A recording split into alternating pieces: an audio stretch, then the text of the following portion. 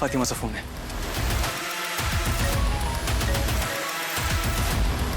बोल. बॉस, कमांडरला डिपार्टमेंटमधून एक इन्फॉर्मेशन मिळाली, ती खरी आहे का? खरंय. जे मॅडमनी युवराजला उचललंय. हो, पण बॉस तुम्ही घरीच होतात ना? हो, आम्ही घरीच होतो. म्हणजे तुम्हाला आयडिया होती बॉस?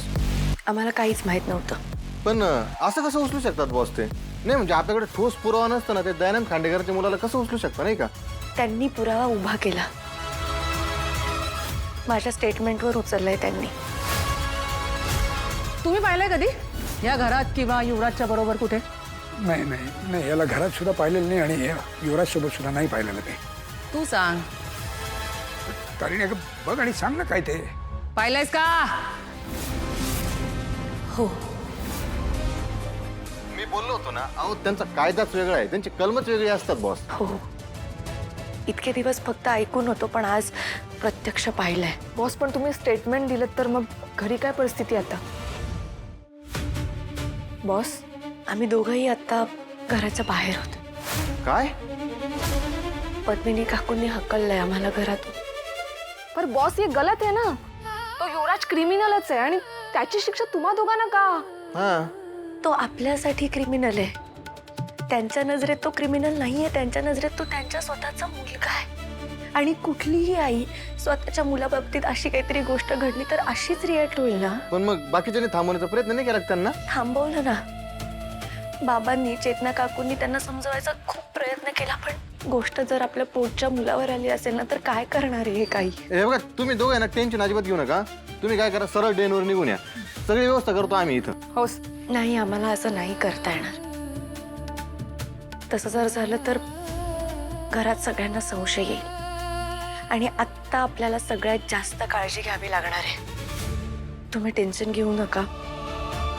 आम्ही दोघं आहोत एकमेकांसोबत. वो सब ठीक है बॉस, पर कुछ भी जरूरत पड़े तो फोन करना प्लीज. कळवते. काळजी घ्या. हो. बॉस, मला नाही वाटत की काकू दार उघडतील आणि कोणाला उघडू देतील. एक तर कौशिकीताई पण नाहीये त्यांची समजूत काढायला, आणि त्या बाकी कोणाचं ऐकणार सुद्धा नाही आता. पण त्यांनी दार उघडावं अशी अपेक्षा नाहीच आहे माझी. पण मला निशाची खूप काळजी वाटते. हळवी रे ती. तिला एकटीला या सगळ्या गोष्टी नाही हँडल करता येणार. आणि आत्ता ह्या अशा वेळेला मी तिच्या सोबत असायला पाहिजे. तिला या अशा परिस्थितीत एकटं नाही सोडू शकत मी. काय करू आणि युवीला या सगळ्यातनं बाहेर काढू? मला कळतच नाहीये. मी काय करू? मी युवीला कसं बाहेर काढू? त्याला बाहेर काढायला हवं. तो तिथे राहता कामा नाही. जेलमध्ये नाही राहायला पाहिजे. मी काहीतरी करायला पाहिजे. काय करू? काय करू? मी मम्माला फोन लावते. मम्माला विचारते, मम्मा नाही नको. मम्मा माझ्याच बाजूने बोलेल. ती युवीला काही बोलणार नाही, पण बाकी घरातले सगळे त्यालाच दोष देतील. म्हणजे युवीची चूक आहे, त्यानेच काहीतरी केलं असणार. नाही, मी मम्माला आता नाही सांगू शकत. काही करून आजच्या दिवसात काहीतरी घडायला हवं. माझं युवी बाहेर यायला हवा. तो नाही राहायला पाहिजे तिथे जेलमध्ये. काय करू तो जेलमध्ये?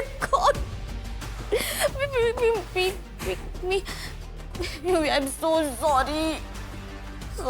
मी काहीच करू शकत नाहीये तुझ्यासाठी. मला काही करून माझं युवी बाहेर हवाय.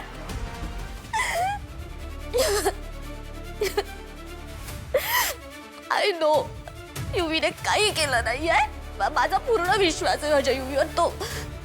तो येणार, बाहेर येणार. कारण त्याने काहीच केलं नाहीये ना. तो येणार. अहो, लागलं का? हा?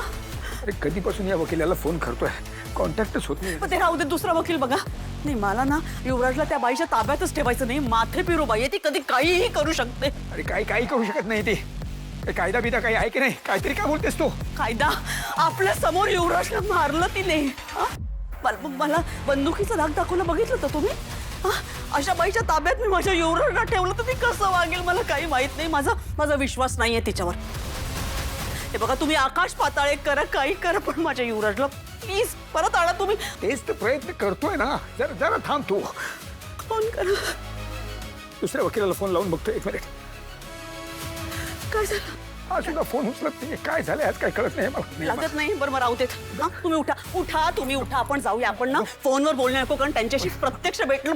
अहो, चला तू चालतो. आपण सगळं करू पण गोळ्या घ्यायच्या हो राहिल्या. चला तू. कसे विसरलात गोळी घ्यायला? हा, ते घ्या तुम्ही. हे घ्या तुम्ही. हो ग बाबा. हे घ्या. शांत व्हा. हा.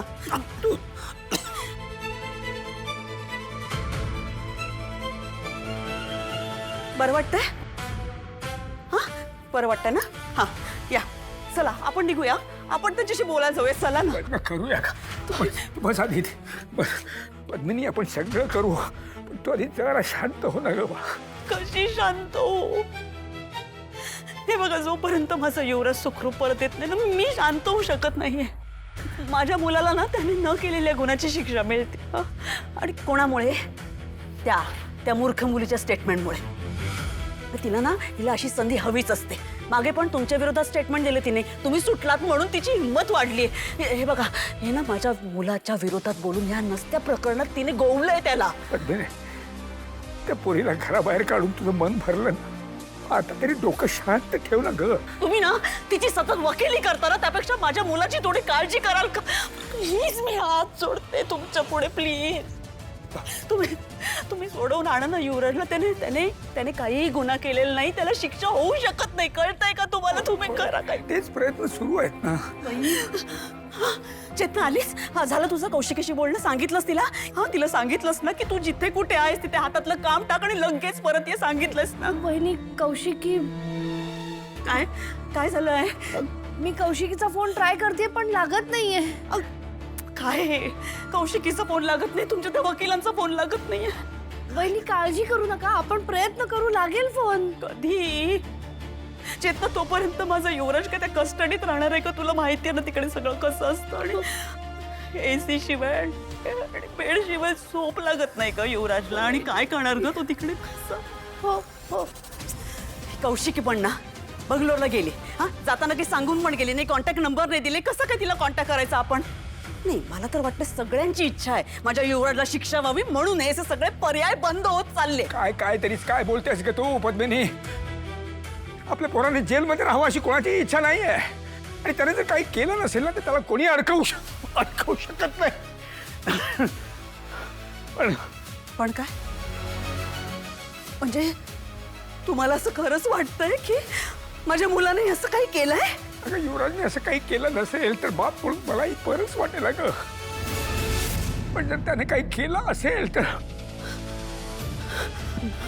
वहिनी, चेतना, काही होणार नाही.